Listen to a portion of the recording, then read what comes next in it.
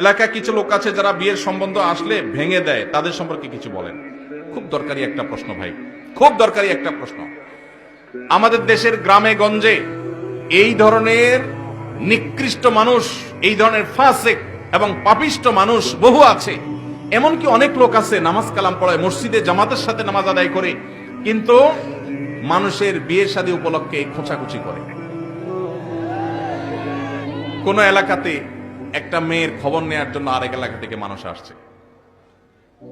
আসছে এলাকাতে আপনাকে পাইছে একটা পুকুরের ঘাটে উজু করতেছেন, দেখছে যে মসজিদের পুকুরের ঘাট উজু করতেছে, বেচারা নামাজি মানুষই হবে। জিজ্ঞাসা করছেন, ভাই সালাম আলাইকুম, আপনাদের এলাকায় অমুক মেয়েটার সম্পর্কে কিছু জানেন? আপনি চিন্তা করছেন, আরে তো আপনার শত্রুর মেয়ে, আপনার সাথে তার আইল ঠেলা ঠেলি আছে, এই চান্সে আপনি শত্রুতা উদ্ধার করার জন্য বলছেন, ভাই আল্লাহ বাঁচাইছে, আপনি আমার কাছে আসছেন ভাই।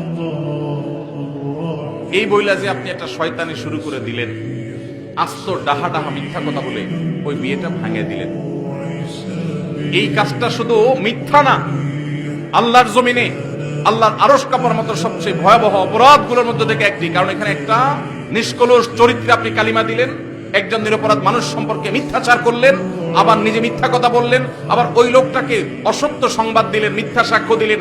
অনেকগুলো কবিরা গুনার সমাহার এখানে আছে, একটা কবিরা গুনাহ নয়, অনেকগুলো কবিরা গুনাহ একযোগে হচ্ছে, আপনি টেরও পাচ্ছেন না। জাহান্নামে যাওয়ার জন্য বেশি কিছু দরকার হবে না।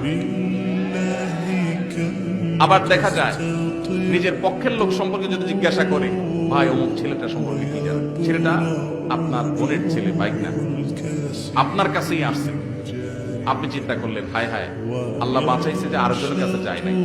আপনি বলতেছেন, ভাই আমাদের এই গ্রামে যদি একটা ফেরেশতার মতো ছেলে থাকে, এই ছেলে আছে ভাই, একের ছেলে একই। এই ক্ষেত্রেও আপনি ওই মেয়েওয়ালাদেরকে, মেয়ে পক্ষকে মিথ্যা তথ্য দিয়ে তাদেরকে ক্ষতিগ্রস্ত করলেন, বিভ্রান্ত করলেন, মিথ্যা সাক্ষ্য দিলেন, এক্ষেত্রেও আপনি অপরাধী। তাহলে কি করবেন? যতটুকু সত্য ততটুকু বলবেন। সত্য বলার মতো যদি বুকে বল না থাকে, যদি মনে হয় সত্য বললে আমি মাইর খাওয়া লাগবে, তাহলে বলবেন, ভাই সরি, অন্য কেউ যারা চিনে জানে তাদেরকে জিজ্ঞাসা করেন, আপনি অ্যাভয়েড করে যান।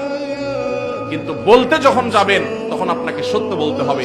নবী সাল্লাল্লাহু আলাইহি সাল্লাম বারবার আমাদেরকে সতর্ক করেছেন। তিনি বলেছেন, যদি তোমাকে কিছু বলতে হয় ফালিয়াকুল খায়রা আও লিয়াসমুত, তাহলে ভালো সত্য যেটা সেটাই বলবে, আর না হলে চুপ থাকবে। কিন্তু বলতে গিয়ে মিথ্যা বলা যাবে না।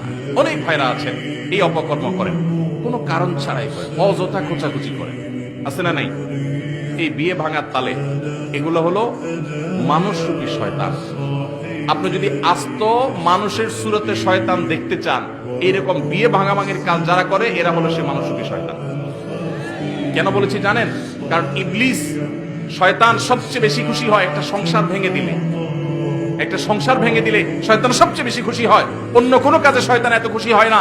আর এই লোকটা একটা বিয়ে হতে যাচ্ছিল, মিথ্যা কথা বলে ভেঙে দিয়েছে, অথবা অজাগা বিয়ের ব্যবস্থা করে দিয়েছে মিথ্যা তথ্য দিয়ে। এই লোকটা শয়তানের সে কাজটা করেছে। আল্লাহ আমাদেরকে এই দুশ্চরিত্র থেকে বেঁচে থাকার তৌফিক দান করুন। যারা এই সমস্ত খারাপ কাজের বদভ্যাস আছে, আল্লাহর ওয়াস্তে তারা ছেড়ে দেন, আল্লাহকে ভয় করেন।